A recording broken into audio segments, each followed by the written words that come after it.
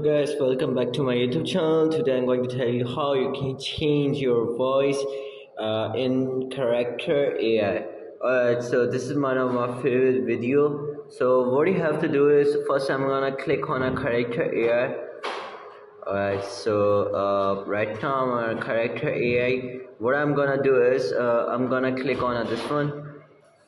So it's gonna take some time. Alright, so now you can see lots of options: edit character, view character, voice, promosa, any messages, and start new chat, any fresh chat. What you have to do is I'm gonna click on a voice one, add voice.